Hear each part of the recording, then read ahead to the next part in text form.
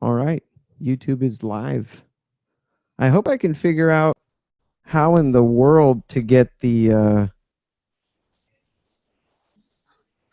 YouTube to go away after we play it, but I guess we'll just have to roll with that one All right, because we'll it's see what taking happens. up the whole screen here.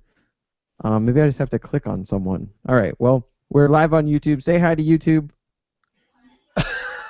Hi, YouTube. Robinson, there are two of you again. Can you? What? How can that be? You're logged into Oh, two places. that's Wait. my phone is off, so All right. I I'm don't gonna know. I'm gonna eject that one. All right. You're Oh, good wait. now. Okay, I think we should be okay. okay, okay. All right. So I'm go ahead and mute yourself if you don't mind, because I hear your background noise. okay. There you go. And 4, 3, 2.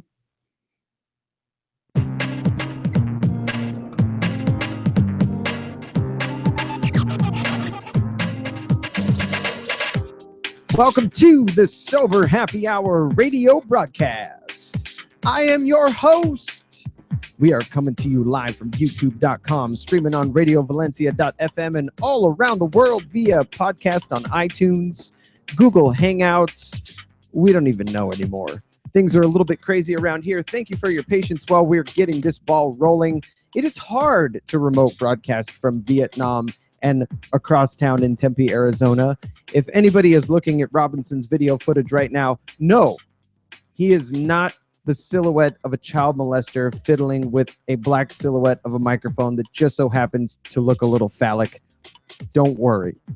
Everything is under control. And right now, if you're seeing a YouTube video, it's because we're going to play it for you. So, oh man, I don't think we've had that kind of technical difficulties for months. So here we are. We are live on the show, and we're glad we finally made it. There is a little munchkin behind me. He's right here. I'm poking him in his nose, and that little munchkin is Jackson. Can you say hi, Jackson? Hi. There you go. So this is his first time being on a radio show, and something tells me he might be a little bit nervous. So don't be nervous. Don't be scared. I promise it's not as important as you might think it is. I won't. Okay, good. So Robinson fell off the video feed like he tends to do because his internet in Vietnam is not very good. Chaz was supposed to be on, and his headphones apparently got lost. So he was trying to use a different pair of headphones, and those headphones are apparently a giant piece of crap and were screwing up his device. So he decided he was just going to bow out like a big chicken sissy and say, "I'll screw it. I'll see you guys next week," because that's professionalism. So right now I'm kind of by myself, but at least I have Jackson, and we're going to try to get the show going in hopes that Robinson comes back on. But we do have a video message from Robinson that we're going to play, and hopefully Robinson will join back within the 3.5 minutes that is this video. I apologize in advance for the audio quality, number one. Number two, I also apologize because we know that most of you are listening via audio, and playing a video for people who are listening to the audio doesn't really make a lot of sense. But we embrace the fact that this is a multimedia show. So we are going to play this video, and then I'm going to cross all of my fingers and toes.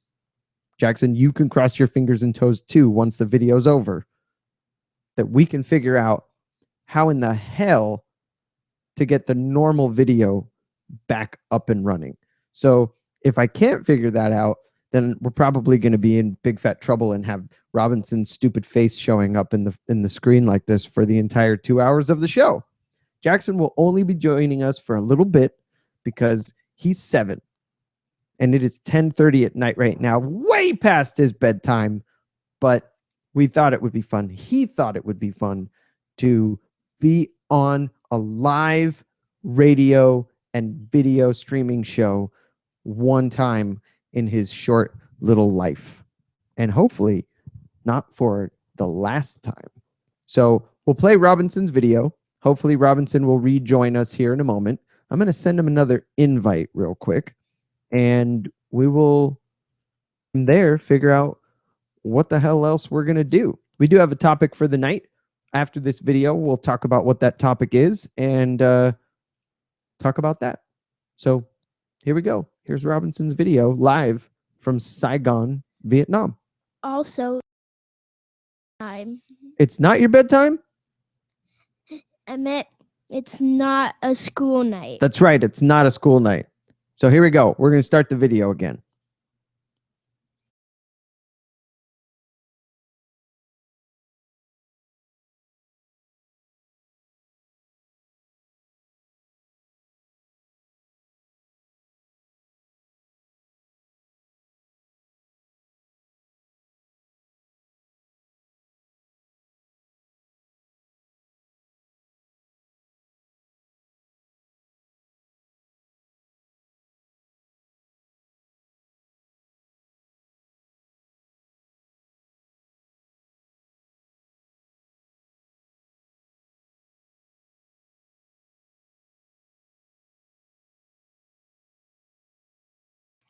Yeah, clearly they don't have very good Wi-Fi.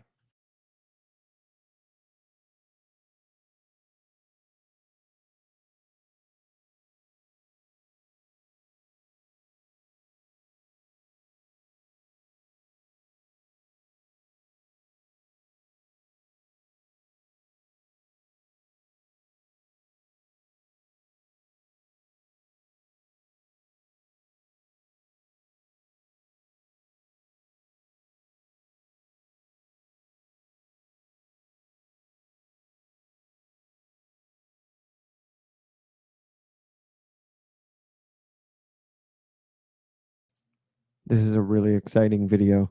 I'm so excited. All right. Back to the video.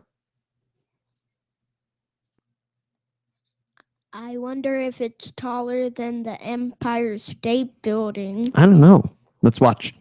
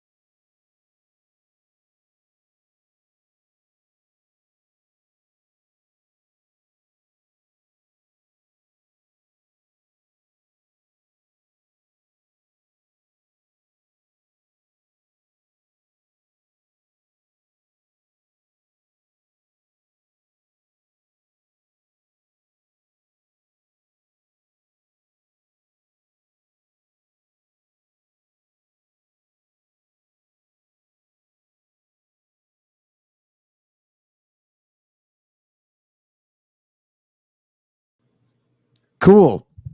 I can't believe it takes that fast in an elevator to get up such a high building like that one. I totally agree. I had no idea that it would be that high up. So right now, Jack, it's just me and you. Robinson disappeared. Chaz's microphone or headphones are broken. So I have absolutely no idea if Robinson's going to get back on the show. I hope that he does, because I know his computer's still working. It's just, I guess he's having trouble. He's probably so high up, he's probably losing internet. I don't know. That's a good thought, but I think it's more that his computer is a piece of crap. Can you believe it takes that fast in an elevator, and how tall the Washington Monument is, and it takes an hour to get up there, but like 45 seconds to get up there? Well, I don't know that it takes an hour to get up to the top of the Washington Monument. I don't know if that's true. Remember when we were on the trolley tour, how Oh, Mr. that's right. Smiley, The old one. how Mr. Smiley said that it takes an hour in an elevator? I do remember that. Good.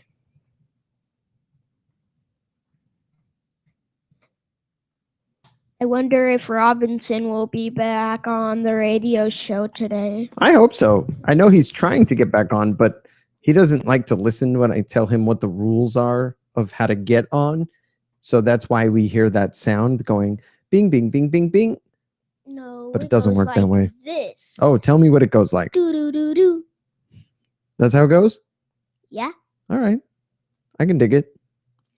So I guess at this point, since we have no idea why Robinson's having technical problems, I was having technical problems, Chaz is having technical problems, your mom decided she was going to take a shower, which then made the water heater turn on out here in the studio, and that was too noisy. So it's one of those nights of just absolute madness, I tell you.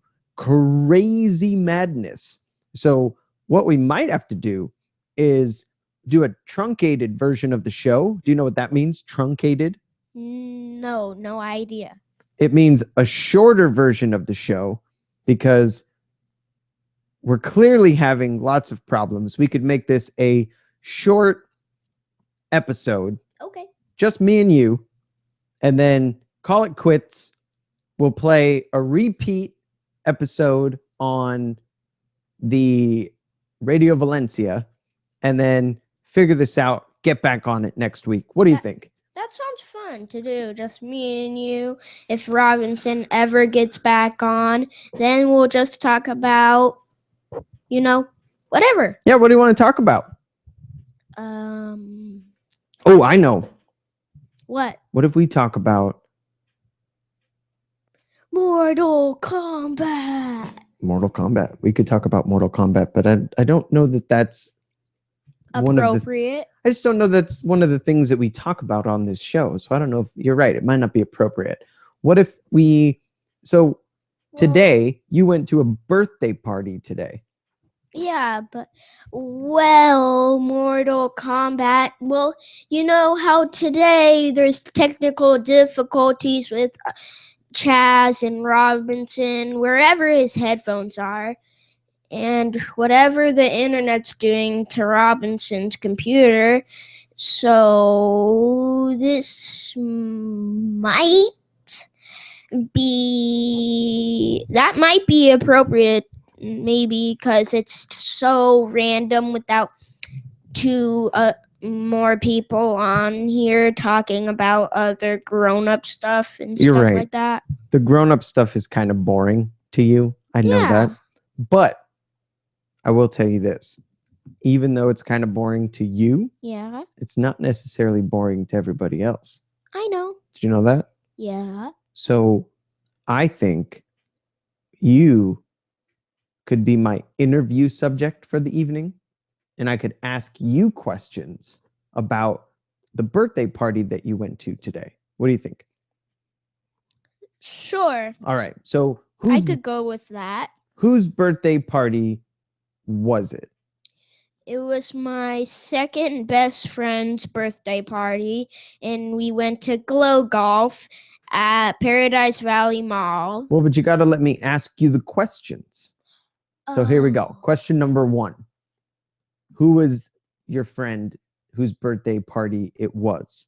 His name is Jude. Jude. And how old was he turning? He was turning 8, but it was just his birthday party, so he's technically not 8 yet, but it was his party. When is his birthday? I don't know. Oh, Okay. And you went to play glow golf? Yes, glow golf. And what is glow golf? It is a very interesting game of golf where you have to put golf balls, special golf balls, in this container that makes them glow, and you have to put them in there for 30 seconds if you want them to glow really, really, really bright. And what do you have to put them in to make them glow? This weird container, and it's by number nine, the ninth, By the ninth hole? by the ninth hole. And it's a container? What does the container have inside of it? And there's one where you get your balls, but the container over there is for if your ball stops glowing and you want it to glow. So you put it in that container for 30 seconds if you want it to glow, and that's it. And then they glow. Yeah.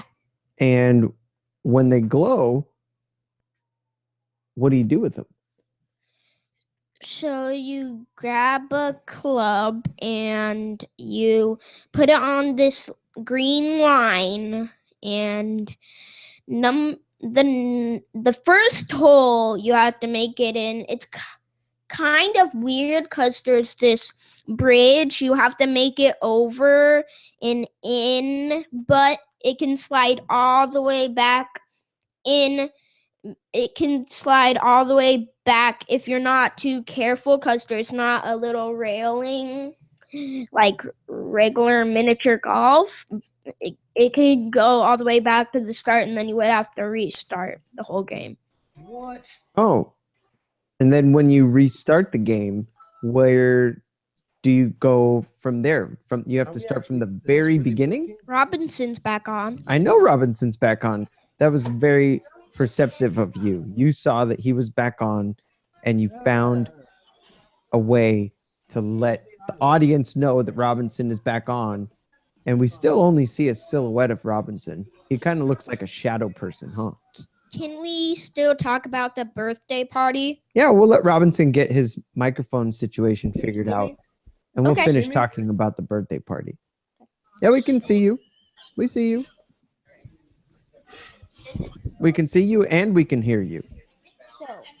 So once you make the balls glow and you go to the first hole, you have to hit it with a Turn off club. the. And then if you hit it with the club and it goes in the hole, you move on to the next hole, right? Yeah, the next hole is Oh kind of my God. to that one, Uh-huh. but you have to hit it over this ramp that it's a What the loop hell? that you have to get it to the next part of the loop, and it goes in. I got it on my first try, and then you move on to the third one. Oh, and how many holes are there? 9 or 18? 18. I meant 19. Oh. And did you make any holes in one? Yeah, I made a number 9 in one. I made number 12 in one, and I made number 13 in one. Was it kind of like the mini golf that you play outside, like miniature golf that you play outside, but this was inside? It's not like that at all, because Oh, what's it like? the balls glow up, and The balls blow up? Yeah, That sounds dangerous. How do they blow up? they glow up. Oh, they not glow blow up. Okay, I'm sorry. But the real reason why it's different is because there's a bonus hole that if you make it in, you're a winner. And what do you win? You win another glow bracelet and a free time back for free. So you And get no to money. You get to come back and play glow golf again for free. Yeah, but I gave it to my friend. I didn't really need it. Oh, because you have a lot of money. Kind of. Oh, okay. So it looks like Robinson is back for good. He's logged into a different account. Damned if I know how that happened. So do we have to talk I usually about don't get. stuff or stuff like Yeah, that? we're gonna have to talk about grown-up stuff now. Okay. Yeah. So- That's fine. All right, well, I'm glad that you approve. So thank you for telling me about your birthday party. You're welcome. I appreciate it. I think our listeners and our viewers like your birthday party. Wait, can I tell you the last thing how I made it in the Euro winner hole? Of course. And then I do have one more question about your snack sticks. But tell me about the winner first. Okay. So you went over to this this golf area, and this guy in the store said that if you make it and you're a winner, your ball never gets back to you and you have to go. So they kick you out? No, you have to go because you have no ball. Oh, I see. But luckily, I got another ball from a friend. You stole a ball. No, Oh. they had two. I see. Was this a boyfriend or a girlfriend? It was a boy. So that's why he had two balls. Just keep going. Tell me the rest of the story. So I went to the You're a Winner, and I The wiener. You're a wiener with two You're balls. A wiener with two balls. I don't know that this is a very appropriate place for kids. so I hit it. I hit You hit it. All right. ball in, but there was these other things that block the ball from going in, Mm-hmm. and it bounces it back to you. That's called a diaphragm. Yeah, but luckily I made it through the diaphragm, and I got into a winner. So I went over to the guy, and he said, "You won it." So he gave me a glow bracelet. So you got another glow bracelet. Yeah, I That's- have two, Wow. What colors are they? pink and red. Got it.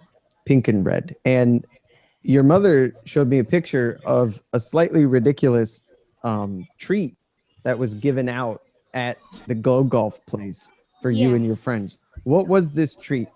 So it was Robinson. Are you listening? Because this is I'm pretty listening. funny. I'm listening to everything. That's a great story. So because my mom and brother came over and they said I have to go. So I went and got my surprise bag from Jude, and then I grabbed one of those sticks because I wanted to find out what it was. And then, It was a treat stick, right? It was supposed to be a treat. yeah, and Jude's mom made it. So I took one, and then my brother, while I was getting a juice box, he smelled it, and Okay. then I came out, and he said, "This is a hot dog with a marshmallow on top of it." A hot dog with a marshmallow on top of it. Yeah, and I thought it was really weird. So when I went over to my grandma and grandpa's house, I showed it to my grandma, and she was like, "I have no idea what that is." And then her friends were over, and one of her friends said, "Anything but that, do not eat that. That looks really gross." So So you we didn't- threw it away. You didn't eat it. No. we So did not. it was literally a hot dog on a stick With like- a like a marshmallow on skewer. top of it. with a single uncooked marshmallow just perched on top of this hot dog. And this was what they decided to give to all of the children at this birthday party as a treat. Yeah. Do you and think this was your friend Jude's idea of a Mm. practical joke? No, it was his mom who made it. But do you think that his mom makes those for him all the time because that's like his favorite treat? Probably because Maybe, he likes right? Because he likes hot dogs and likes Maybe marshmallows. maybe his mom is just an idiot and thought, "Oh, Jude, you really like hot dogs, great, and you really like marshmallows too. Great. Let's mix them together. That sounds delicious. He'll be so happy." Wait. I'm going to ask you guys both something real quick All right, here. go Okay. ahead. Have either of you ever had both hot dog and marshmallow in your mouth at the same time? No, that would be disgusting, and I would probably throw up. Wait. If you don't know exactly how it tastes, then you cannot know. You can't This make is a very judgment true. call about it. You need to actually taste them. It That might could be be the most really amazing together. You don't know. You could be the have to most try it delicious once thing you've to ever be tried. Why do you have a spoon in your hand? sure. Because I'm eating ice cream He for was breakfast. eating hot dogs and marshmallows. It's a delicacy in Vietnam. Wait. We're waiting. Have you ever had a marshmallow and a hot dog in your mouth? at the No, same but time? I would try it before I made any kind of judgment about how bad it tastes or how good it tastes. Because I can't know until I know. This is true. It when you smelled it, it smelled pretty gross. Smell is usually a good indication of how something's going to taste, right?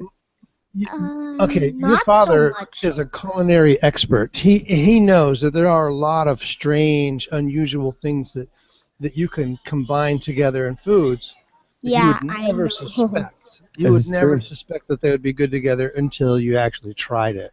All right, then we make So- Robinson a promise. You have to try it, The and we next triple time, dog dare you. the next time Robinson comes over for a visit, we are going to have hot dogs and marshmallows for dinner. It's a deal. All right, perfect. Jackson, thank you so much for your lovely interview.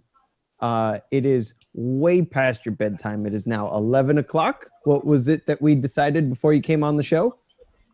I decided that I would leave at 11 o'clock. That we would say thank you and we would say good night at 11 o'clock. And it is almost 11 o'clock. But before you go, we're going to make sure that you get a proper send off with the applause. That was your applause, Very Jackson. nice. Very good. Very good. Hey, Jackson. Says he has one more thing he wants to say. Oh, okay. Good night, all the people watching this. I will see you next time I am on. Thank you for letting me have me here. I hope you liked this video. See you guys later. There you go. Peace out. All right. Peace out. Good night, Jackson. Peace out. All right. So It's a- the musings of a 7-year-old. Peace There he out goes is in like his a- Snoopy shirt. hip way of saying goodbye. That was awesome. There we go. Now I thought I was going to have the highlight of the show with my video, but I played your video while that we was so were vamping while I was trying to figure out where the hell you went. We played your whole video. And Yes, I was watching the show on YouTube from Morning's phone, and the video that you showed, only you saw it. oh, really? It didn't get broadcasted. Well, what the hell are we going to do with that? I don't know. Oh, Lord have mercy. This has been a very interesting event. I'll have to go back and see if that's some, because that literally just means that it's a video portion, 3-minute portion of the show of just Jackson and myself staring at the screen, Exactly. making weird comments every once in a while.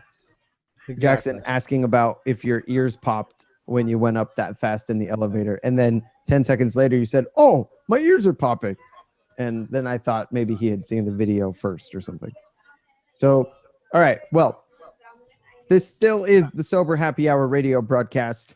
We had a very special guest in studio for the first portion of the program. I honestly thought, Robinson, as we were struggling to get you on, I truly thought for a moment that we were going to have to do a truncated version of the show and just call the whole goddamn thing off. Because between you and Chaz and everything else, and getting a very late start, I figured, you know what, this is bullshit. It's not even worth it anymore. we'll just take the night off. But you're here now, and this, or at least the silhouette of you is here now, and I figure we can find something to talk about.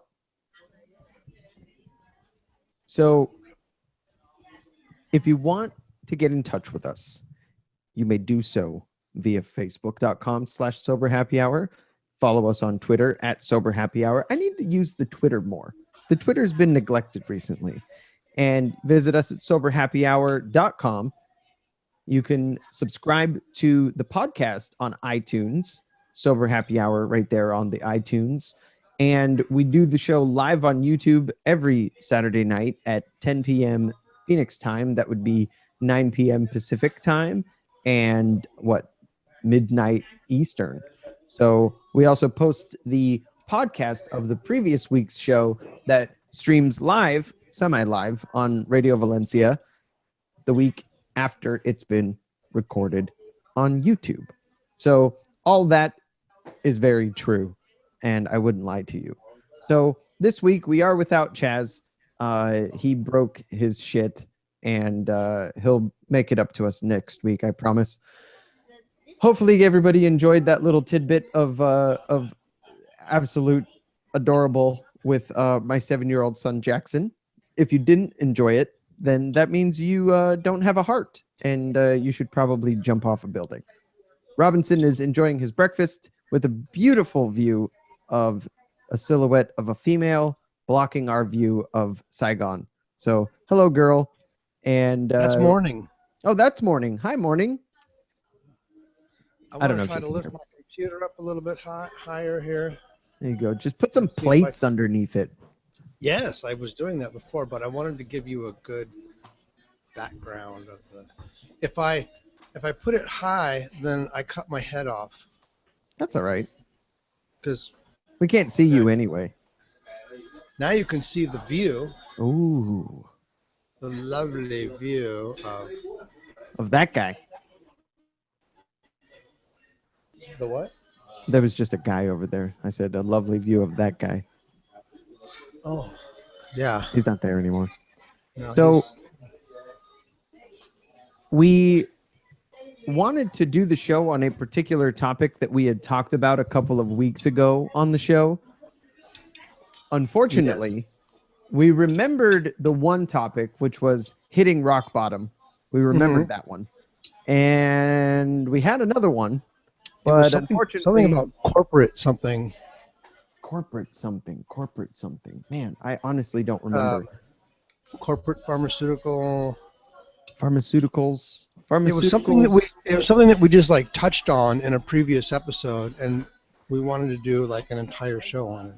Okay, I'll have to go back and listen to the show from a couple industry. of No, we did a whole show on the industry. Yeah, we did 2 weeks ago. But anyway, kind of thought it would be cool to talk about sober living and halfway houses. Oh, good. Because a lot of people choose to get into recovery via some kind of 12-step program or rehab facility, inpatient, outpatient, all the things we've talked about over the last year on this show. But a lot of those people transition into something like a sober living house, sober living facility, or like a halfway house. And I don't know specifically, like technically, what the technical definition or difference of the two are. So I figured we could kind of talk about it and figure out for the people what they are, because I've had people kind of refer to those two things interchangeably as though a sober living house and a halfway house are the same thing, but I don't think that's true. So let's talk about it. According to the Internet Dictionary from Merriam-Webster, a halfway house is a center for helping former drug addicts, prisoners, psychiatric patients, or others to adjust to life in general society. So the halfway point in a progression, or an historical terms would be like an inn midway between two towns. So it's halfway in this town, it's halfway in the other town. So where the term comes from is your foot's kind of halfway in back into society with the other foot still in the addiction recovery world. So you're not maybe you're not ready to be totally and completely on your own. So you want to be surrounded by a little bit more structure, maybe a little less temptation, and potentially be surrounded by people that are in a similar transitional period to you. That's more the halfway house. The sober living facility is a little bit different. Sober living is usually more related to the recovery itself. So apparently there's an acronym for sober living environment is what that's the full terminology is sober living environments. So SLEs are facilities used by people recovering from substance abuse, which serve as an interim environment between rehab and their future lives. SLEs grew out of the need to have safe and supportive places in which people could live while they were in recovery. So the sober living environment, to me, the difference being a sober living house is specifically structured around addiction recovery, whereas the halfway house, at least by definition, could be anyone trying to transition back into regular society, including people that maybe came from prison or came out of a psychiatric hospital. I would wonder, and this is a totally separate topic, but what about people that are trying to transition back into society from active military service? I wonder if halfway houses for people like that are a thing. And if they're not, they certainly should be. At least I think they should be. What the fuck do I know? So what do you think, Robinson? What is your take and or experience with halfway houses or sober living environments? Well, when I was a child and doing a lot of traveling, I found myself somehow always, like, whenever I'd go into a town, I would meet some other kids that were living there. And because I was new and I had nowhere to live, they would always point me to the local halfway house. And it was known, the reputation it had with the youth at the time. I don't know what it is now, but at the time it was like it was a court appointed house where there was one person who maybe lived there, maybe didn't live there, but who was in charge of overseeing the house and making sure that the kids that were living there in transition were actually staying out of trouble, whether it was because they, were on drugs or just incorrigible in general, or maybe they were in juvenile hall for their up until their 18th birthday, and then they were released into the public to be like prison basically, because they're no longer juveniles, so their time period in incarceration is over, and they go into a halfway house for 6 months or so. So I don't know why I was allowed to just go and hang out there and live there, because I never paid any money or anything. Maybe the house was just paid for by the government and they didn't care. That's a good question, because as far as I know, and the experience that I've had with halfway houses specifically, there's definitely rent. You pay rent to live there, and there's usually people in charge, house managers, that are also paying to live there, or they get to live there for free. And a lot of them don't get paid an additional wage. Their payment is getting to live there for free and kind of continue their treatment for free. They're usually ex-addicts who have had some longer term sobriety. Right. It's like the person who's been there the longest is the guy in charge. Right. And you know what? I don't see an inherent problem with that process or that way of managing it. But obviously, there could be some very serious concerns with a former addict being in charge of a bunch of other addicts. There's potential for abuse. There's potential for, sexual assault and the misuse of power. I watched a movie very recently that was based on a true story called the Stanford Prison Project. I might have mentioned it once on the show before. And it was a really, really interesting, I don't know if it was like a thesis project or just some sort of scientific project that these doctors slash professors at Stanford University set up in the 1970s, where they were trying to prove that the US prison system does not do a good job rehabilitating prisoners to get them back as functioning members of society once they've been put in prison, done their time, and come back out. So the premise of this story, again, true story, was these doctors, professors at Stanford, decided that they were going to post an ad in the college newspaper offering money, pay for, I think it ended up being like 24 people to be interviewed. And then those that were chosen would get to go through like a 6-week period of time during the summer where they were paid to be involved in this experiment. When you interviewed and when you got hired, you did not know if you were going to be chosen as a prisoner or as a guard. Those were the only two positions for the job. You were going to be prisoner or you were going to be guard. Both got paid the same, and you got paid for every day that you were involved in the experiment.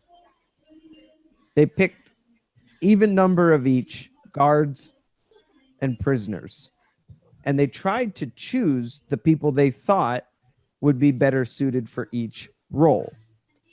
They put these people in what was supposed to be a 6-week experiment, and I believe that the experiment only lasted 5 days, because by the second day, the guards were so over the top, power hungry, and abusive, verbally abusive, sometimes physically abusive, even though they signed contracts and promised these kids they weren't going to get injured physically.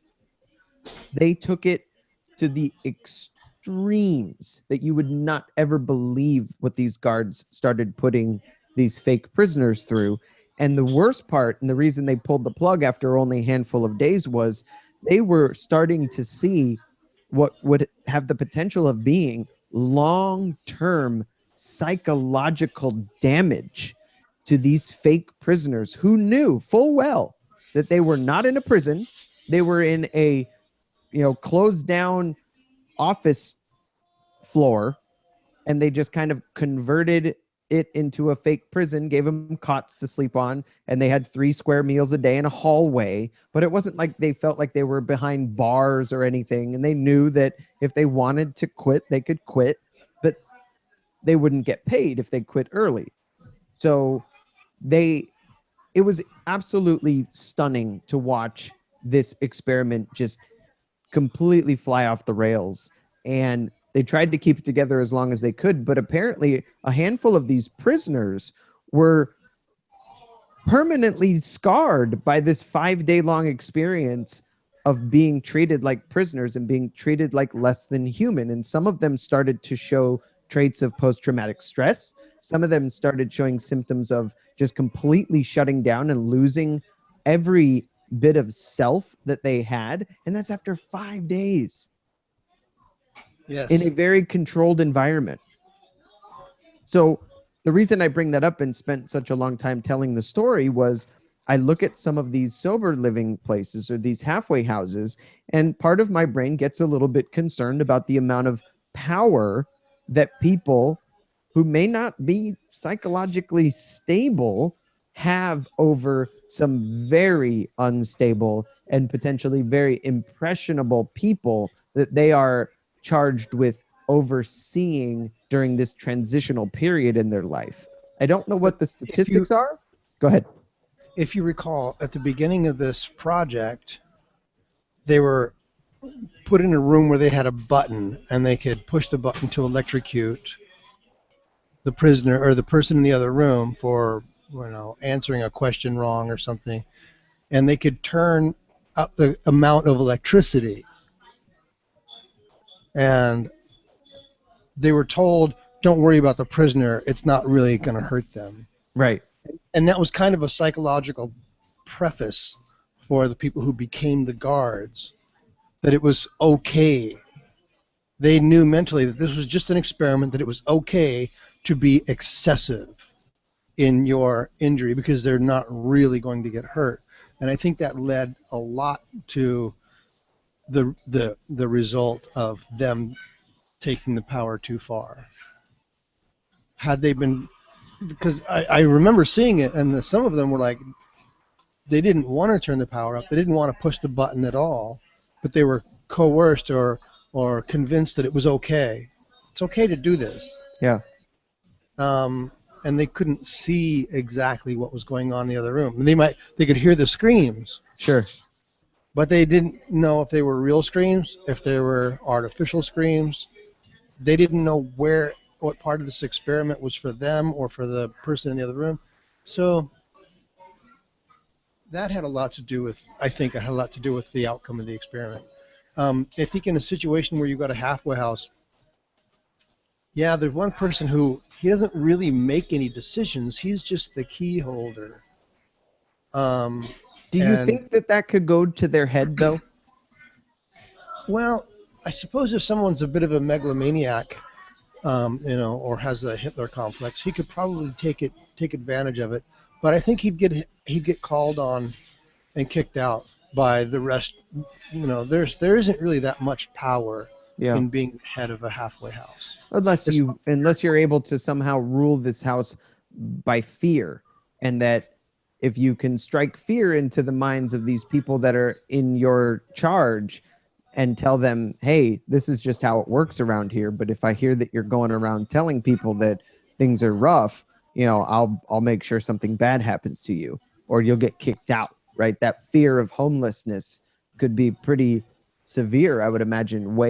It could weigh on you pretty heavily, like this is your last chance, and if I get kicked out of this halfway house, I'm going to be disowned by my family. Like, this is my last chance, and the last thing I need is for this asshole to plant drugs in my room or something. I don't know. I see a pretty significant opportunity for corruption and abuse. But I don't know what those statistics look like, so I could be way off. Maybe they work great. It's my opinion that most people, I mean, like 90% of everybody in the world is basically honest. Really? Yeah. That sounds like a pretty dishonest statement to me. Well, maybe it's the 80-20 factor. Maybe that falls into. I have had many times that I've set my phone down, and you have the opportunity to take it.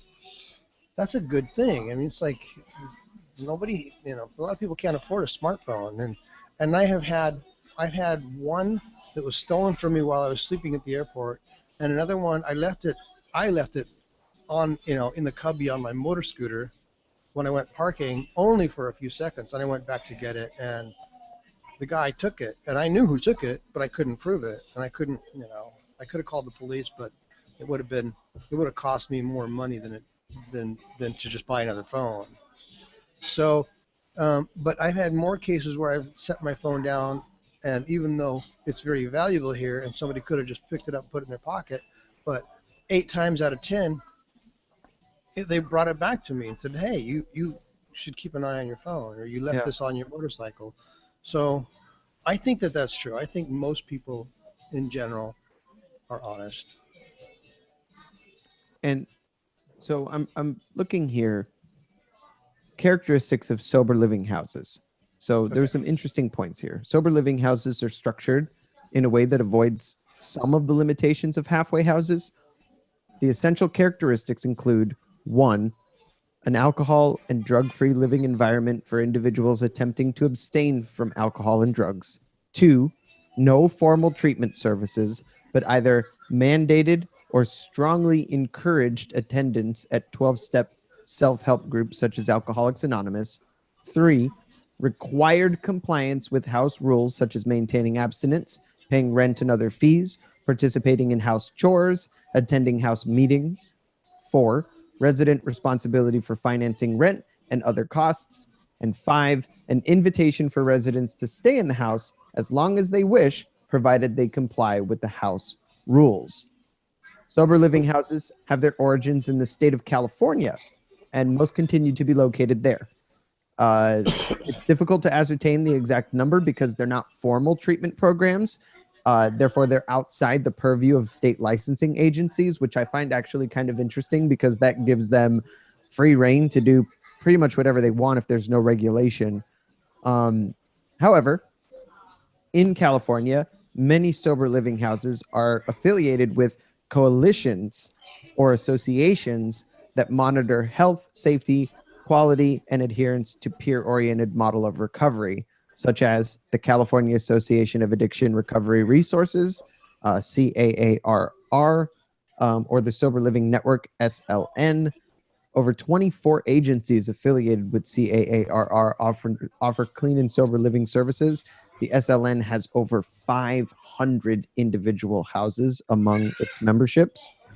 While some sober living houses use a, quote, strong manager model, where the owner or manager of the house develops and enforces the house rules, contemporary sober living house associations such as CAR are SLN emphasized, and SLN emphasize a social model approach to managing houses that empowers residents by providing leadership positions and forums where they can have input into decision making.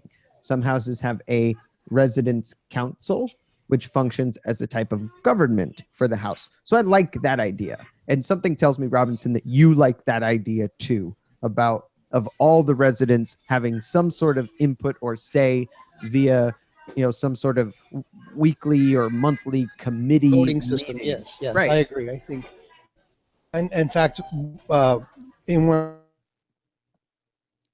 one of the things, as Robinson cuts out here for a second. I was trying. Are you there? Yeah.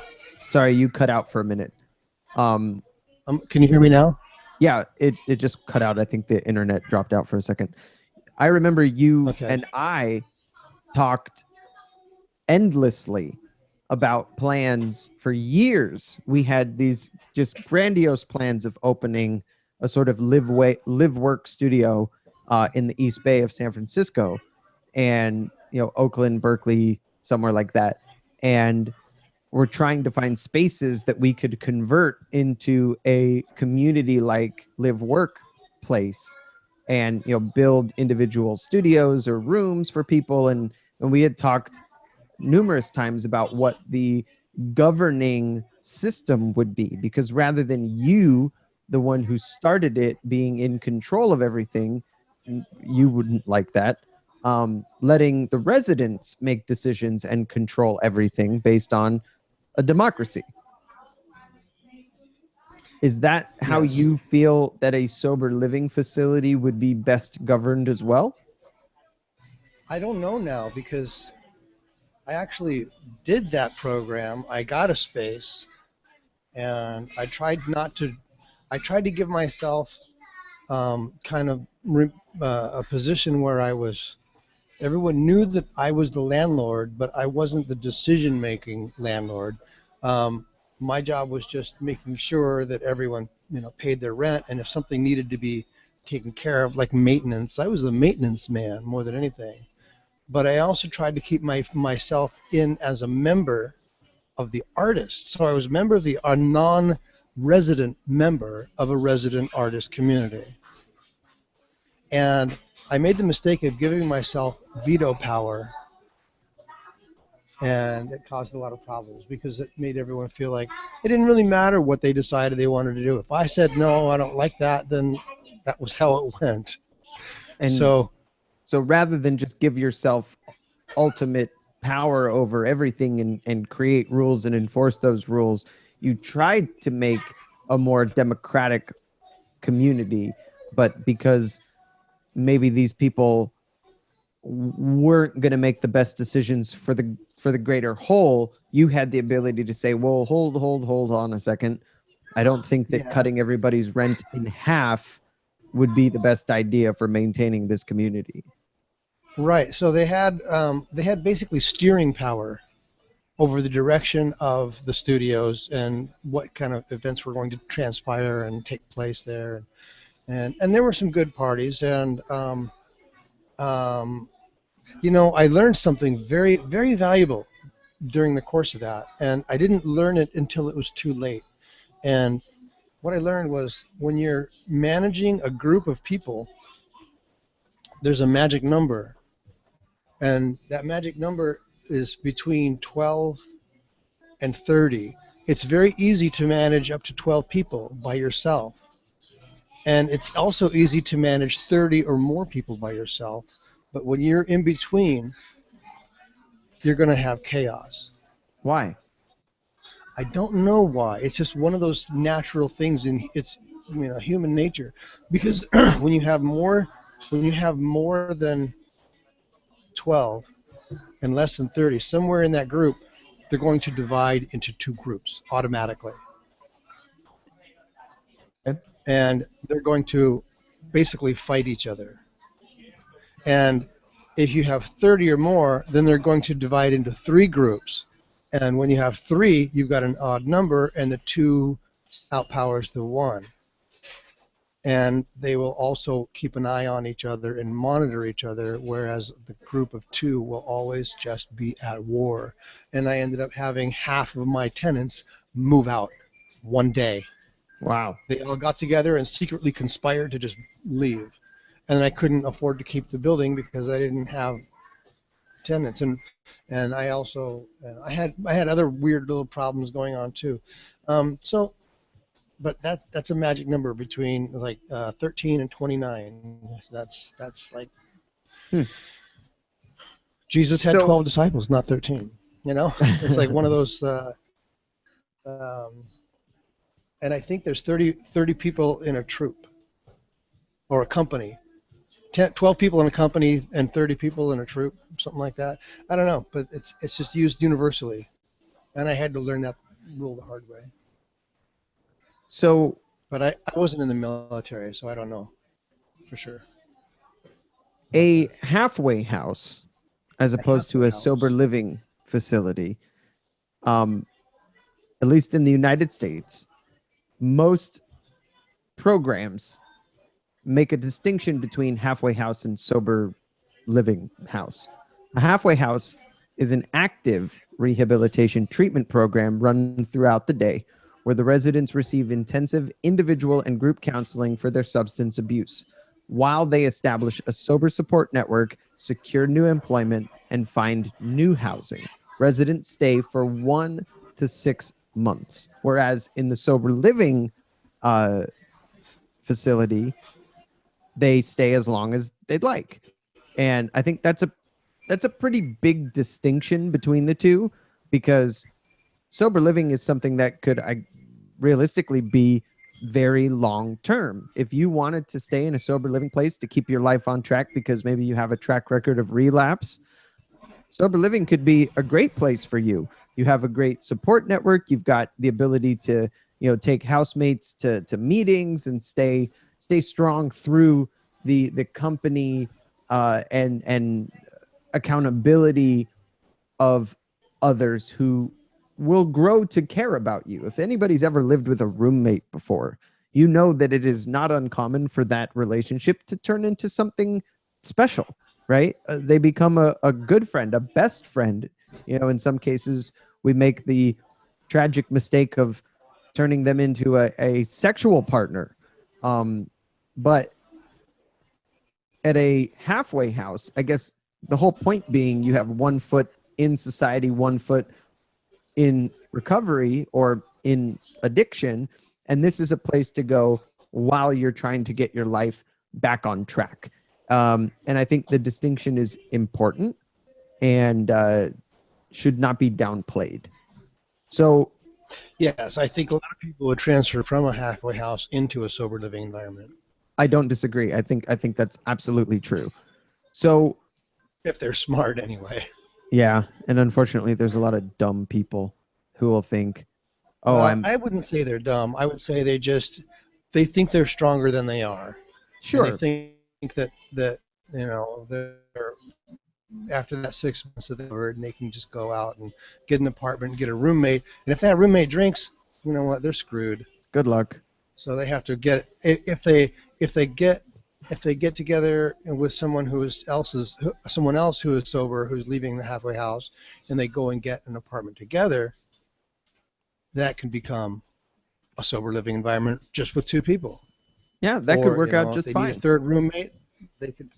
And the nice thing about creating a sober living environment, it's really easy to find roommates. Just go to any meeting, Yep. go to any halfway house. Well, and Look, yeah. every single meeting that I've ever been to, there is a bulletin board, and on that bulletin board is a there's services for people that are involved in that group, whether it's law services or lawn services, but then you always see people looking for sober roommates. And some of the halfway houses will kind of advertise on the bulletin board, and as will some of the sober living houses will advertise on the bulletin board, because unfortunately a lot of people that are in this addiction recovery community are trying to put their lives back together.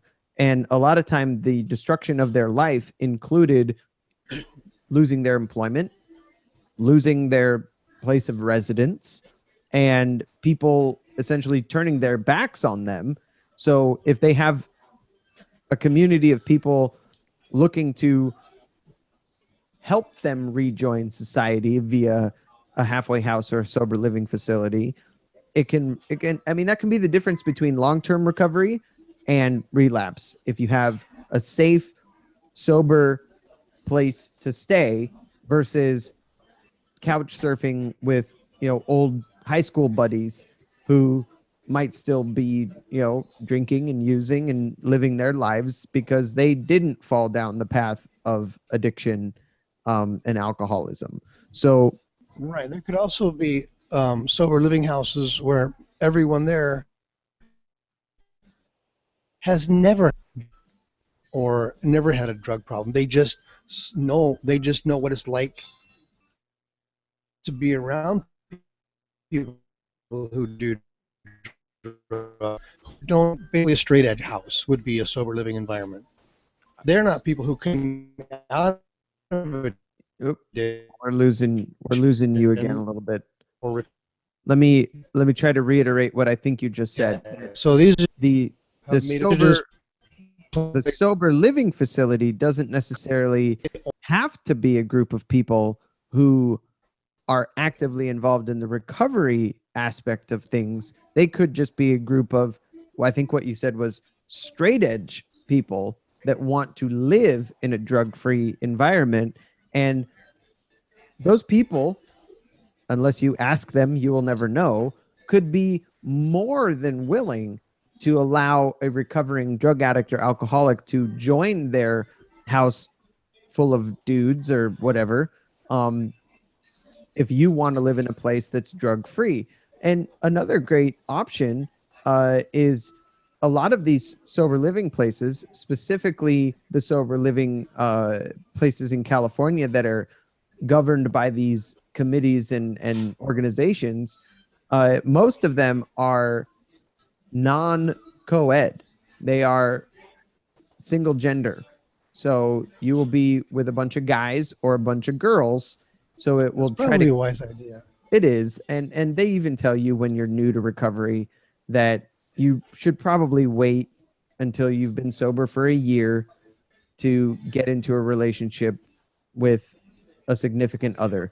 I don't know how it works with the gay community and whether or not they would allow a gay man or multiple gay men to be in an all male sober living facility. Mm. That's probably something that comes up in the interview process. I don't I know think if a it would gay be man would be better off in an all-women facility. if the concern is, sexual misconduct, if you will, that they want them to focus on their lives and their recovery and getting better and not on sex and relationships, then I agree with you. If it's more just a matter of comfort and being comfortable and living in a situation where you don't have to worry about someone walking in on you taking a shower by accident or something, then maybe that's not such a big deal. You don't hear about a lot of co-ed dorms and stuff like that anyway, because it's always just, I don't know, sharing. I've shared a house with a female roommate and I've shared places with male roommates, and it's definitely I don't know. I never had a problem with it because I grew up with a bunch of sisters, but I could see a girl who grew up, with privacy and her own space and not having to worry about some pervy guy peeking in on her while she was changing or something like that. Who wants to deal with that? Um, so I don't know. I don't know what the philosophy is. I don't know what the reason is for them typically not being co-ed places. Although, this article that I'm reading says very openly that a lot of co-ed sober living facilities do exist. I would say that the majority are still, all men, all women. But I guess the conversation about the gay community is actually pretty relevant, and I would imagine somebody has to have an answer to that somewhere. But is that part of the questionnaire then when you want to go and join one of these sober living places? Hey, by any chance, are you a homosexual? Because we'd rather not have any homosexuals in our sober living facility if we can avoid it. I don't see that going over very well. No, that is a really good subject, though, because if you have a men's facility and there's only one gay man there, then he's the odd man out. No one else is going to be interested. Yeah. So it's safe.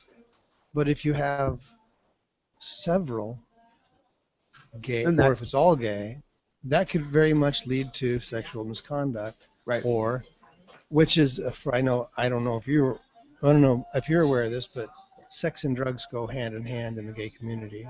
Oh yeah. So So I guess the yeah, question really becomes: Are your intentions pure? Because yes. there are plenty of people who are going to go to a sober living facility or a halfway house, and they are genuinely there for one reason only, and that reason is to stay sober and avoid temptation and hopefully be around other sober people who are going to support them and help them stay sober and be healthy and get better. And if you're going to surround yourself with people whose intentions are less than pure, people who are more interested in sex and potentially then more drugs and relationships, then that's probably not the best place for you to be seeking out a living situation anyway. So there is a Yes, distinction. there are always wolves in sheep clothing.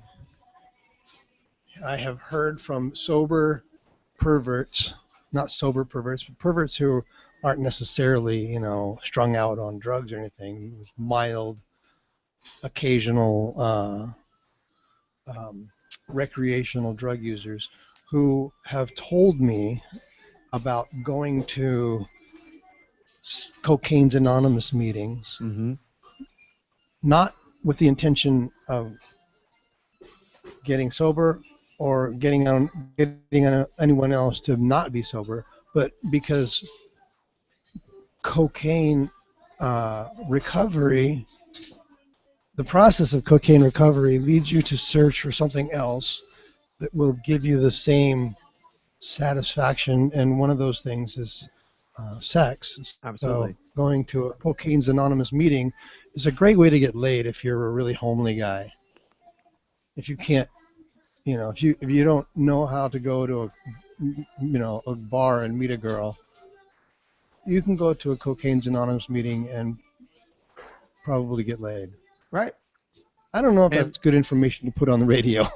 well, what's funny though, it's predatory. And Yeah. and if anybody listening thought, ooh, I just got a dating tip from Robinson on the Sober Happy Hour radio broadcast. I will tell you this. They're looking out for you.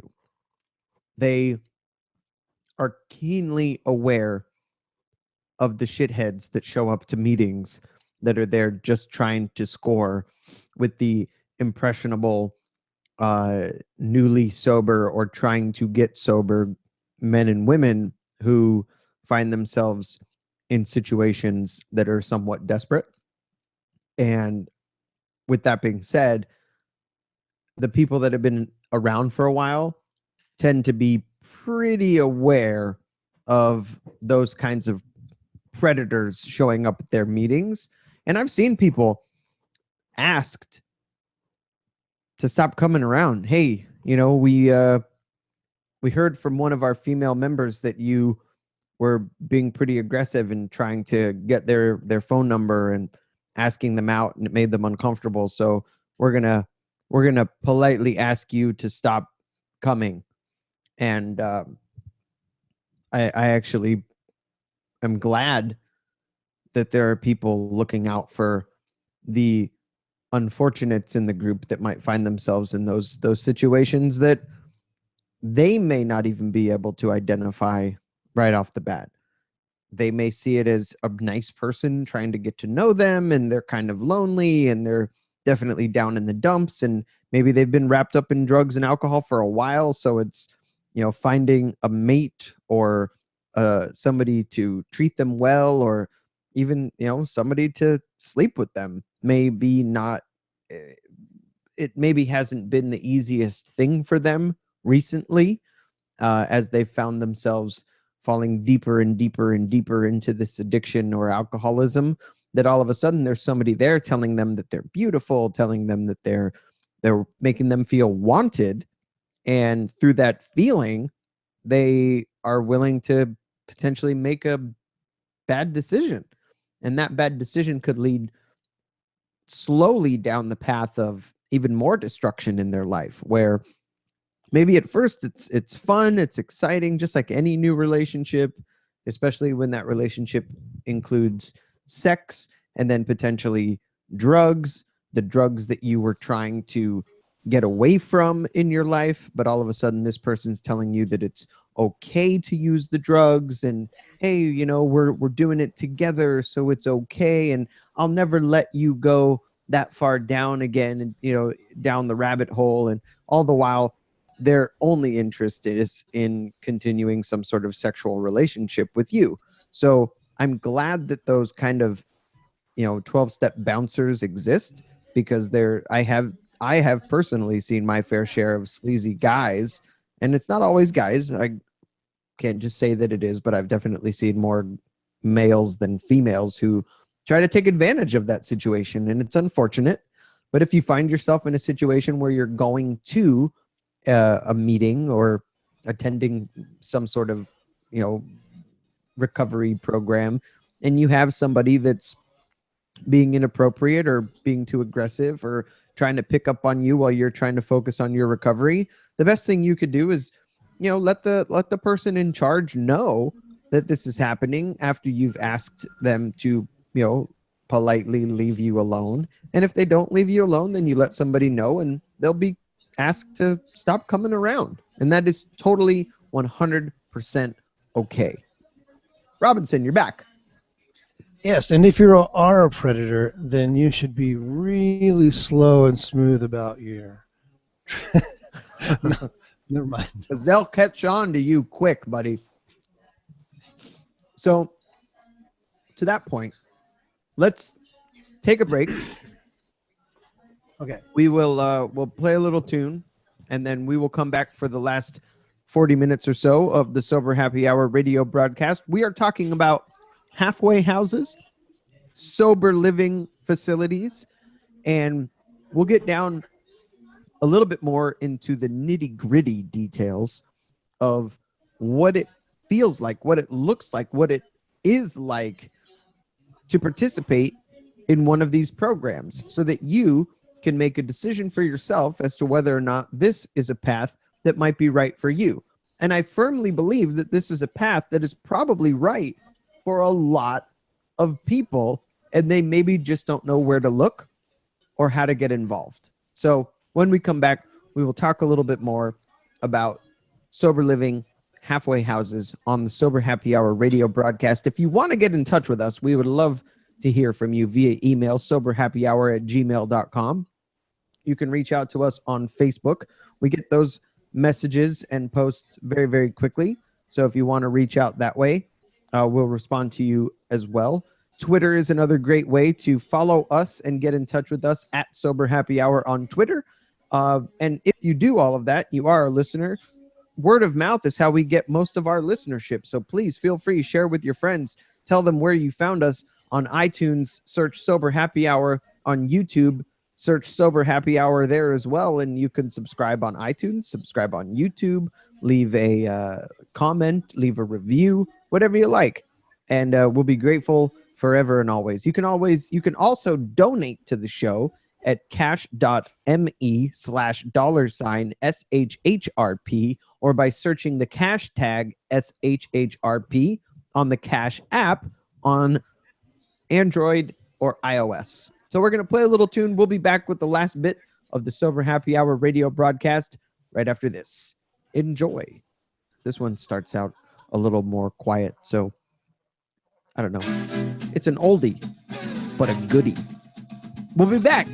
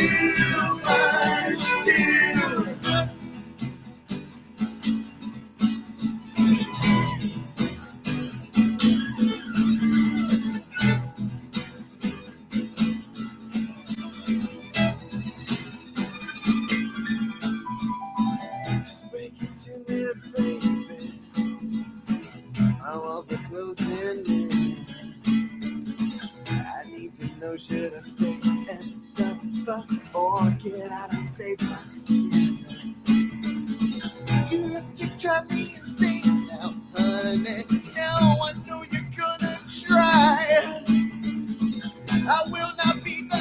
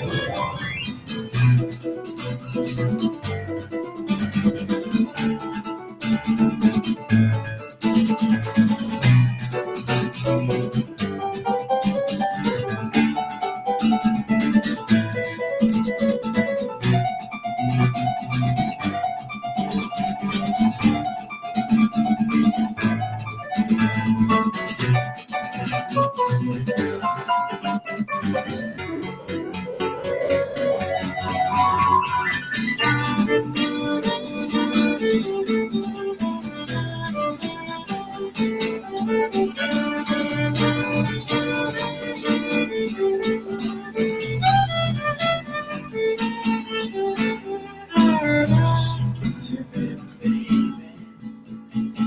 I know it's not your thing to play out when we first meet, but you know you're driving me insane. You like to drive me insane now, honey. No, I know you're trying so hard. I won't let you on. I will not so goodbye. Slow down, it's not this time. Step back, it's alright, we'll try again. Hurts too much this time, I need to go. See you, my dear.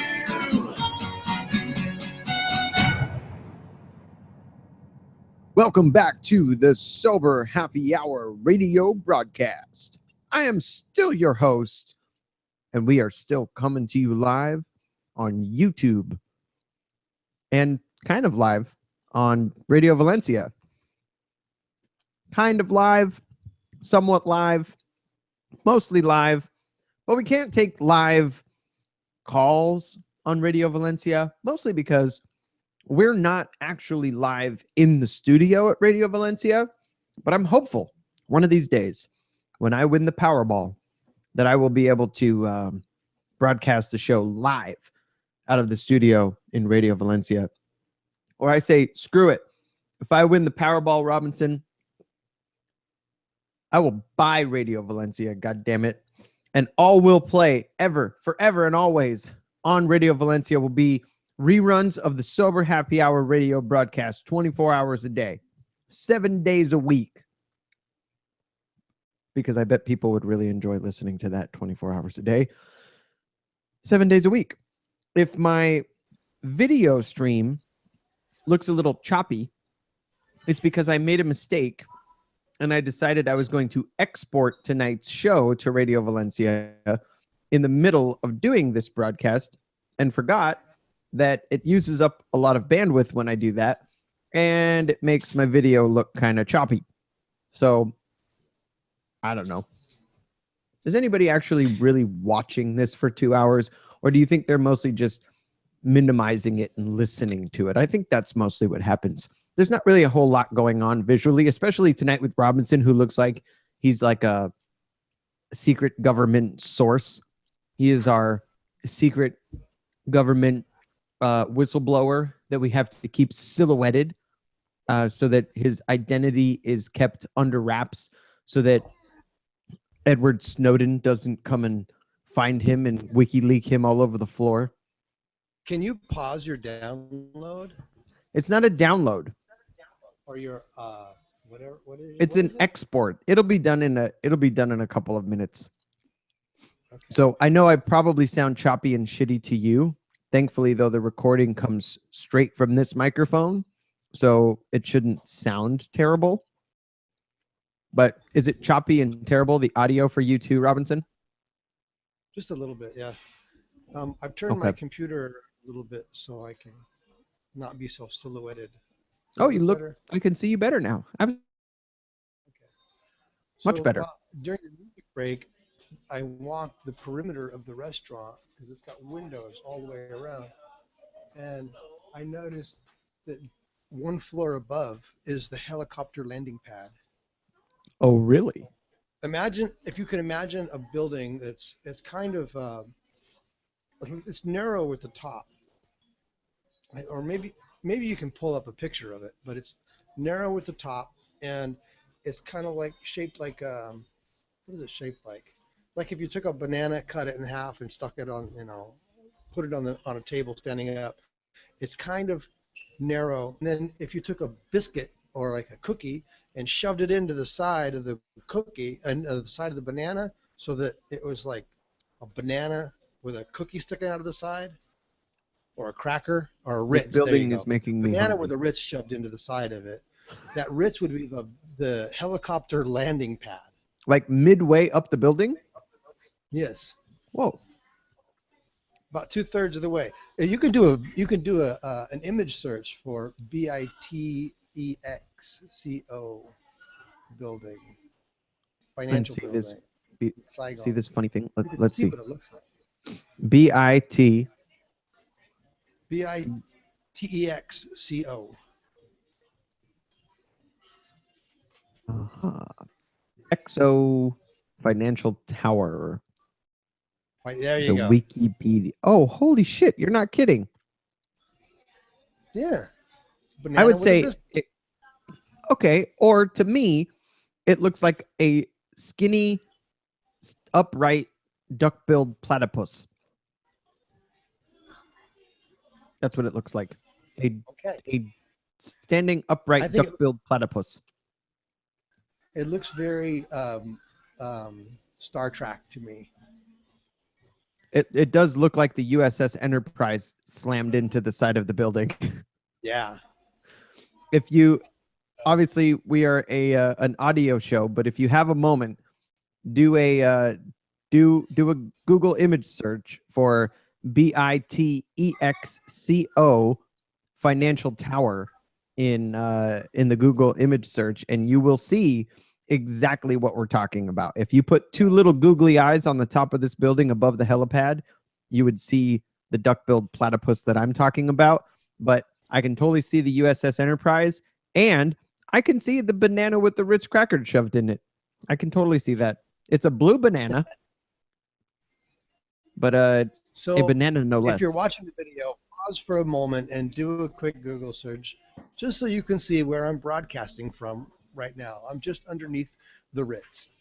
You're under the helipad. I'm under the helipad. That is so damn cool. That's such a cool building. You wouldn't. So I'm going to ask you a question about Vietnam because I'm curious, and I would imagine that our viewers and listeners are curious as well.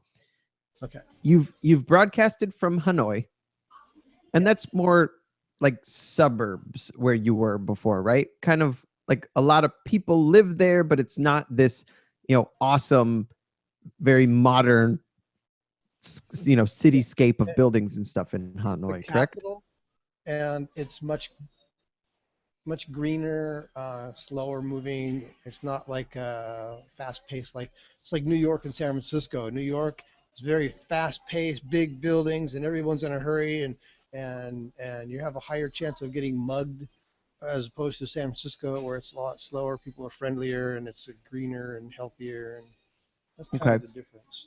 They're both great. Sure. But would you classify Saigon as a modern city? Absolutely. And Absolutely. I'm looking out this window, and as far as I can see, it is all an urban sprawl. yeah. As far as the horizon will allow me to see. It's Is that a not like this river behind you? in the middle of a giant jungle. There is no jungle. There is, Right. It's not like it was it's not like when you watch the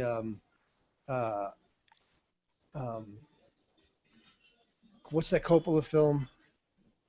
Oh, Apocalypse Now. Yeah, exactly. It's not that. Apocalypse Now. In the last 35 years, 35, is it 35 years since then? 40 years. Ever since, since then, things have grown, and there are so many giant buildings being built every day. Everywhere you go, they're putting in a railway system in both Hanoi and Saigon. like high-speed rail? Yeah, high speed. Well, eventually they're going to put a high speed rail in between. Okay. But they're putting in a metro now so that you can take a train out to the suburbs instead of having to take a motorcycle or a taxi. So is it this almost juxtaposition of poverty and wealth, or would you say it's closer to like living in San Francisco, where it's like San Francisco in the way that if you wanted to make a video if you wanted to make a documentary on the poor and starving children that suffer through their lives in San Francisco, you could do that. You could Sure. find those children and you could make a very compelling documentary that would make people think that San Francisco is this poor, desperate, hungry, starving place where children never get to eat food. And there's a video called The Children of the Lost Children of Vietnam or The Lost Children of Saigon or something like that. Mhm. And somebody went out of their way to make a video that gave the world the impression that Saigon is this horrible place where children are abused and abducted and they're homeless and they're living on the streets. And that's just total bullshit. Huh. Everybody here has a family. Their family life here is so tight knit that there is no homelessness here. There is nothing. There's nothing like that. People That's take awesome. care of each other. There's no one here that doesn't have a family, except for me, of course, because they're just big, they're big families. I was talking to a guy last night, and he was telling me that he has 12 siblings, and that's normal. I feel sorry for his mother's uterus, but that's just the way it is here. Sure. There's big families, and they live together until they get married. If a son or a daughter is 30 or 40 years old, they don't go and get their own apartment when they get out of college. They live at home and they take care of their family, and that's just the way it is. And if they get married, they buy a house that's near their family's house so they can stay connected, or the spouse will move in. And you'll find, people, the living room has no furniture, but there's fold up beds that they take out at night, and that's just normal. And as far as the poverty thing goes here, yeah, you know what, if you work in a cafe, if you're Vietnamese and you work in a cafe, or some simple retail job, you're going to make the equivalent of $5 to $6 a day. And for U.S. standards, that's like, oh my God, that's shocking. But that's how much it costs to live here. Everything is Right. so cheap, but that's standard. Cost of And living is cost not of taken living is into very low. consideration by Americans. I've got a 2-bedroom apartment in Saigon, and every time I tell someone how much I pay, which is $230 a month, they're like pulling their hair out, going, "Oh my God, that's incredibly expensive. How can you afford that?" And they can't understand why it's cheap to me, but then they don't know that in my tiny little studio apartment that I live in Oakland, not even in San Francisco, but in Oakland, I'm paying over $1,000 a month for 800 square feet. I don't even have 2 rooms. It's Right. just a box, and I'm paying $800. I'm paying over $1,000 a month for that. So it's just yeah, it's everything is very good here. The economy is good. The economy is growing fast.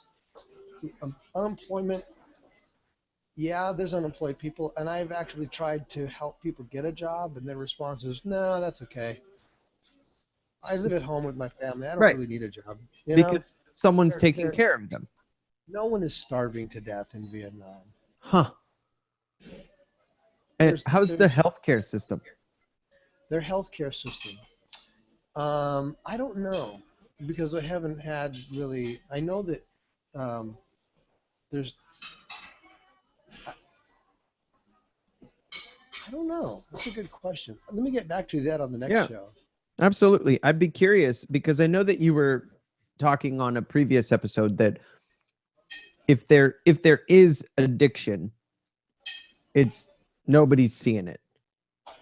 That Yeah. it doesn't, at least Because that was I think your position the more of a last time problem- you were in Vietnam. there's more of a problem of malnutrition. Okay. Not that there's not enough food, but like I know a bunch of girls who have to go to the hospital to get a vitamin B like injection, or some kind of an IV for an afternoon, just because they're not getting enough nutrition in their body. What do you And I think think that's from? it won't- they Well, rice is the main staple here, and it's all white rice. It's all stripped of all its Right. nutritious Bleached value. out. Yeah. So, but that's just that which is a side effect of America coming in and buying up all of the rice and then stripping it for our needs and then Hmm. selling it back to Vietnam. And that At a was a big profit. thing for a long time. So they got used to eating, white rice, and now that's like their main staple. And it's a great filler, but it's not very nutritious because all the nutrients are on the skin and the husk, and yeah, you eat the husk and it's hard to get through if you don't strip it. Um, but I don't know. I think everything's fine here. And I was reading something, and it wasn't that long ago, and it was a blog post by an American blogger who has spent the last 10 years, I want to say 10 years or somewhere around 10 years of her life, female, living all over South and Central America America. and Central and South America. Okay. And the blog post, on the surface, people were, because you know how people like to read headlines and maybe the first paragraph of a long post and then write their comments about what they think the post is actually saying. The post starts out by criticizing the United States, criticizing Americans for thinking that they are the center of the universe and that everyone in every country, everywhere, is constantly thinking about and concerning themselves with what is happening in America. And so the beginning of this blog post was basically her saying, newsflash, Americans, other countries don't really spend much time thinking about Americans. So this whole concept that when we travel, right, us, the Americans, the elite Americans, the greatest country in the world, travel to other countries, we travel with this innate fear of reprisal for our freedom and for being Americans, and that we have to tell people that we're Canadian if we don't want to get robbed or beat up or taken advantage of because of the fact that other countries are so envious of our American freedom, red, white, and blue American flag, America, that they hate us for it. And the beginning of this post was basically telling the American reader that that's bullshit, that people in other countries spend time thinking about their home country and where they live. They don't concern themselves with what's going on in the United States as much as we would like to think that they do. And that in the 10 years, go ahead. Countries in the Middle East are concerned because they're always in fear that the U.S. is going to attack. Of course. But even at the same time, though, most normal, non-military, non-militant people aren't giving half a shit about what's going on in the United States. They don't. Politically minded people in Europe might be concerned because we have a lot of close ties with the European Union and what's going on there. But yeah, I agree with you 100%. I mean, I tell people, about the U.S. and they're like, don't know, don't care. Right. They know more about what's happening in Korea or China.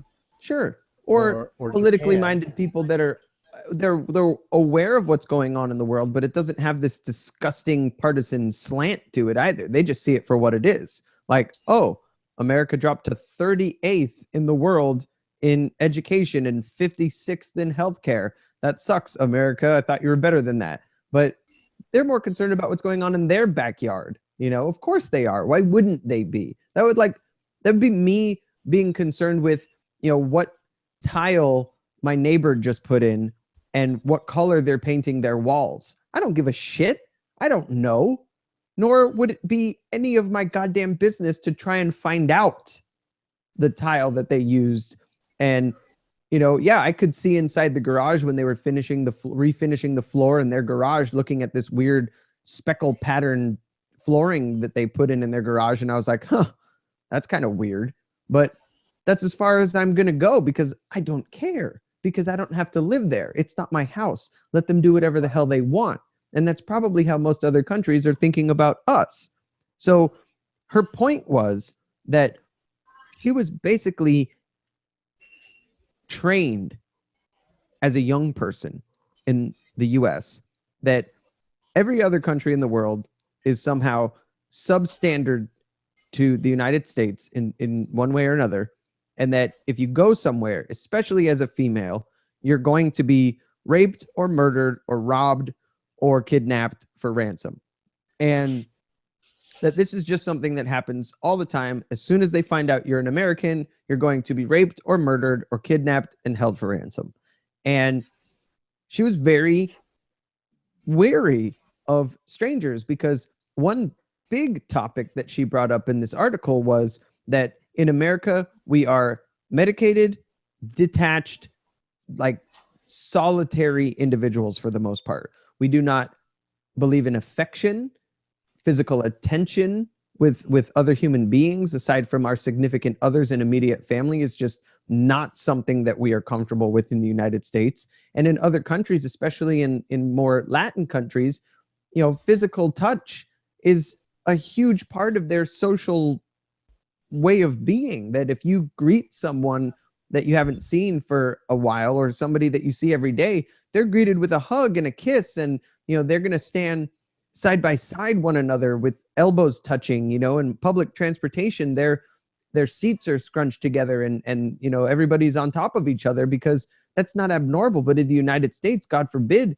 you know, I have to share a row in an airplane with 3 people.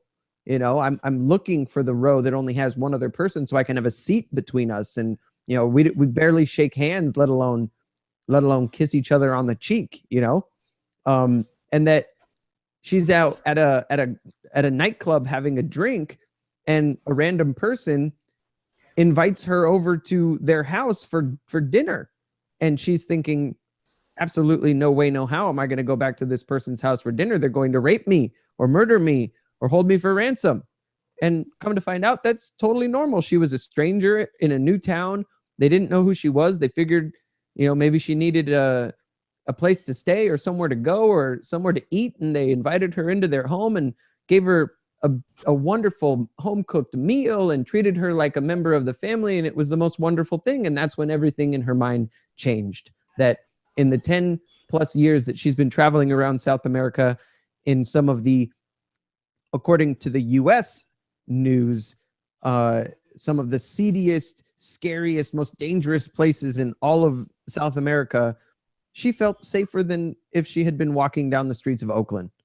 And I think that's very interesting with what you're sharing about Vietnam, because even you just sharing some of the things that you've shared, my perception, and I don't consider myself an ignorant person when it comes to world affairs. I try to stay, you know, pretty well informed.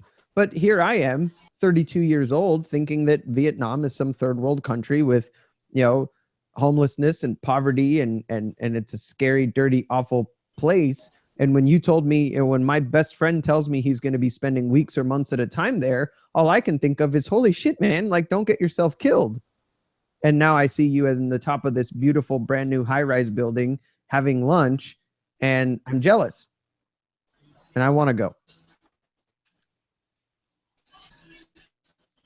So what has been your experience over there with you being an American in Vietnam that doesn't necessarily speak the language? Say that when I lived in Germany, it was very common for everybody to invite me to live in their apartment or their house. It was cool. It was a cool thing to have an American visitor in your house. Mm-hmm. In Vietnam, that's unacceptable. You don't invite people to stay at your house because you have a very big family and rich room, and you don't, if you're you know, a girl and you want to go and spend the night with, you don't do that either because it's not acceptable. In fact, it's against the law. It's against the law for citizens to cohabitate with foreigners. Really? Yes. Why is that? It's also against the law for, if you're in the military in Vietnam, it's against the law for you to have foreign friends. Because they're spies. Same with police. government personnel. You're not allowed to be friends with foreigners. And when I had this grand opening for the restaurant, I had to sit in the office. I wasn't allowed to sit at the table with any of the guests because they were all police and military and government. So I sat in the office all day, and my partner would bring one person at a time in about every 20 minutes. And they'd sit down and chat with me for 5 minutes and then go back to the dinner party. Hmm. So it's very strange. So it's everybody wants to know here. Everybody wants to know me. They want to be friends. They want to practice their English, but they can't take me to their home. They can't spend the night with me. They can't hug. There's no hugging, no touching, no kissing. Nothing like that is ever done in public. That's absolutely forbidden. Even amongst married people, or just amongst strangers or Married, friends? once in a while, you'll see a married couple holding hands, Mm-hmm. or some college students who are kind of bucking the system a little bit. They'll Sure. hold hands. But I don't think I've ever seen a Vietnamese. I don't think I've seen a kiss in public in Vietnam ever. What about things that have become more socially acceptable in the United States over the last 15, 20 years around sexuality and pornography and things that we sort of in the United States, the concept of showing boobs on television, right, on cable or network television is just the FCC would put you out of business. But on paid television, that's totally acceptable, and on video or DVD or the internet, that's totally acceptable. But in Europe, having a naked woman on network BBC television is totally normal. In France, billboards of naked people as part of an advertising campaign is totally normal. How do they view the human figure in Vietnam? Quite the opposite. Okay. There's, I think about 60% of the internet is blocked.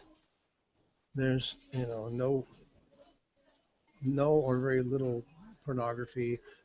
People who want to watch Western films, they have to figure out how to connect to a virtual protocol network in order VPNs. to get outside of the Vietnam network. Hmm. Everything is blocked, and there's like Western not here. And that's Visiting government in- control, right? Similar to like Yeah, the Chinese government Very- control over the internet, it's a communist country. right?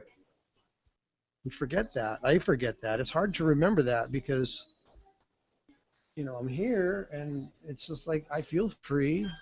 Right. I'm free to come and go as I want. I have been pulled over by the police, and What for? I've learned that if I have $5 in my passport, they're gonna take me. And if you don't, That's the way. you're getting choppy again. What if they were pulling you over while you're on your motorbike or in a car?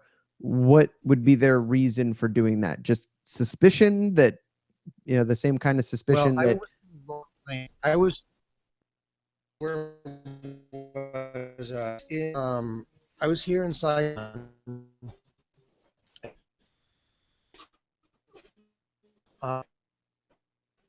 uh-oh. It was like midnight or 10 o'clock. It was about 10, and there was no traffic. And I went into a lane just for one block that was for cars and not motorcycles, and a cop saw me and pulled me over, and they basically detained me for about a half an hour until I finally understood what they wanted, which was for me to go to the ATM and take out 80,000, I think they said, which was $40, and I ended up giving them 20,000, which is $10, and they let me go. So they implied smile. this. Infractions. So they implied this or they demanded this? No, they were just telling me that I have to pay the fine. Got it. You There's have a to pay the fine, fine, and but you you have have to to pay pay it it, in and you have to cash pay right it now. right now. Got it. I'm not going anywhere until I pay the fine. And I, you know what? In the beginning, I said, you know what? Here's the keys to my motorcycle. You can just keep it. And I walked away. And then they chased me down. I got Yeah. about 2 blocks, and then they chased me down and brought me back to my motorcycle. And But do they I was a speak little English? nervous. No. So did you have a translator? Were you just trying to figure it out? I was playing as stupid as I could. Trying just like, I don't understand. I don't know. I don't have any money. I don't know what you want. I'm only going to be here for a week. I'm leaving next Tuesday. It's Saturday. I don't know. I don't have any money. 80,000, and then I said I don't have 80,000, and it went down to 60,000, and it went down to 40,000, and I said okay. They let me go around the corner to the ATM, and I came back with 20,000 Mm-hmm. dong, which is $10, and I said this is all I could get. There's no more. Yeah. And so when They took it, let you go. and he handed me a board with a paper on it, Mm-hmm. and he said, okay, write down the location of the name of the location that you're going to. And as I took it with the money. He put the clipboard on top of my hand that was holding the money, and as he handed me the clipboard, he took the money out of my hand and put it in his pocket. Got it. Before I even finished writing anything on the clipboard, he just took it away and said, okay, thank you. Good luck. Goodbye. Oh man. It used to be that way in the US. You used to be able to get away with that shit.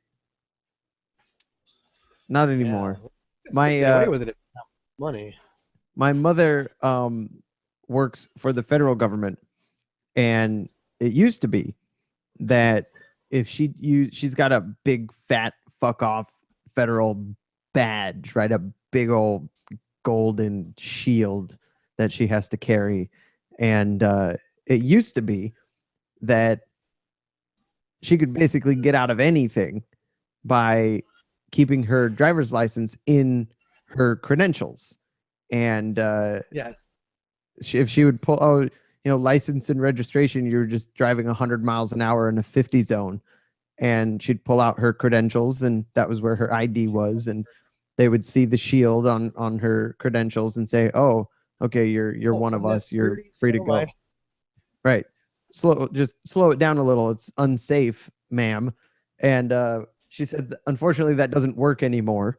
But it was a perk of the job for a long time that she went with a perfect driving record for 20 years because she could just pull out her credentials at any time and get out of anything. And there've been a few times where I've been like, shit, man, your credentials would come in handy right now. Just pull them out. And now they can get in trouble for doing that. So she doesn't do it anymore. But that's some pretty hardcore corruption that you're talking about right there. People just taking advantage of the fact that they're the police and you're the asshole with American money. And we're going to hose you a little bit and you're going to do it, or else we're going to take you to Vietnamese jail for the day and really make you suffer. So pay us the $10 and we'll leave you alone.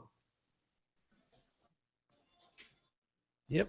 So what would be, if somebody like me, a loudmouth American, wanted to visit Vietnam for a week, 2 weeks, what would be some of your travel tips to our American listeners that you think are important things for people to both understand and make sure that they do or do not do while they are a guest in the nation of Vietnam? Don't wear your shoes in the house, number Okay. one. What about your own house, like a hotel room or an apartment? Sometimes it's even offices. Like when I went into my lawyer's office, I walk in the door, and before I get to the door, there's 6 pairs of shoes outdoor. In the office wears shoes. So that's a good indicator when you go in office. If you see shoes on the ground, you better take yours off too. Um, you go into a restaurant, of course, everyone's wearing shoes here. Um, What about like there's things. old I mean, school traditional restaurants? Are they wearing shoes in there too, or might they take them off? restaurants are usually outside on the sidewalk, Oh, and where you're going to see, the tiny little plastic chairs and tables that they use in kindergarten yeah. for the kids. That's what the restaurants all have. Huh.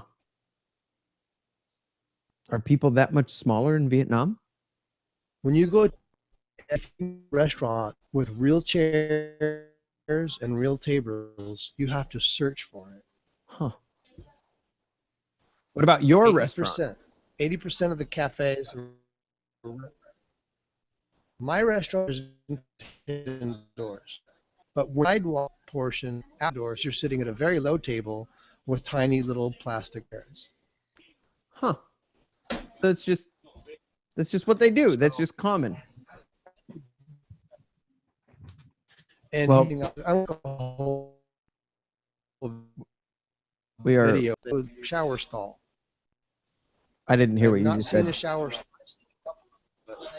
other than like hotels, Hmm. like big westernized hotels. The bathroom itself is the shower stall. You showed The us that entire room. last time you were there. The entire room and the sealed floor and the step up in the doorway so that it basically becomes a shower basin. Right. So Very cool. And all of the kitchen counters are 4 inches lower because all the people are 4 inches smaller. Sure. Well, you're And, tall. Yeah. It'd be very so, comfortable for someone my height. Yeah. I'm a little guy. But you would have to get used to it because you're used to the height that you're, working with now. Obviously riding a motorcycle, it seems scary, but it's really not. It's just, doing things like just stay in a cluster. If you're trying to get from point A to point B or whatever, stay in the motorcycles and just go with the flow. Stop when the cluster stops and go when the cluster goes. And if you come to a cross street, stay close to either a cluster of people or a large vehicle and cross with that vehicle. And you will get through that intersection because everyone's cutting everyone off constantly. And if How you much? don't know, in the middle of a cluster, and you'll get through that cluster. And don't go faster than everyone, don't go slower than everyone, just go the same speed. And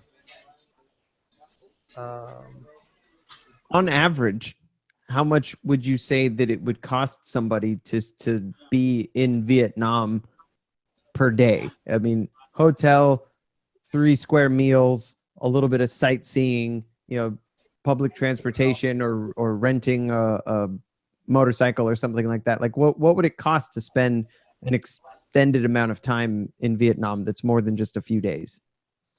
Okay. It depends on how you want to live while you're here, because you can go. I'd say average for like a high-rise building with hotel, you're going to pay about $50 to $80. $50 to $80 a day? Yeah, that's to come to stay in a nice hotel. Sure. And these hotels might have motorcycles available for rent. And you can rent a motorcycle a week. And when you're saying like $50 to $80 a day, are you talking like straight up westernized fancy hotel or just something moderately nice? A nice hotel with a nice big lobby and good, an actual shower stall in the bathroom, westernized. If you want to go low budget, in Airbnb rooms for as little as $9 a day. Wow. Of course, there's no room service. You just get a room with an air conditioning Right. and a toilet. There's no like you don't have to go down the hall for the toilet or anything, but it's just a room. You're just getting a room in someone's house.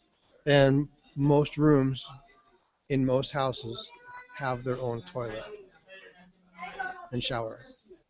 So if you rent a 6-bedroom house, it's going to be a 6-bedroom, 6-bath Cool. in most cases. I'm Well- looking at a house in Hanoi that's 7 bedrooms, but it's actually 2 houses, and one house is 3 bedrooms, 3 baths, and the back one is 4 bedrooms, 4 baths, and the back one is 3 bedrooms, but only 1 bath. Hmm. So it's kind of like servants' quarters or grandparents living or something like that. But Well, is it? you know what that means? Wow. We've had a lovely conversation about both sober living, halfway house living, and Vietnamese living or temporary living.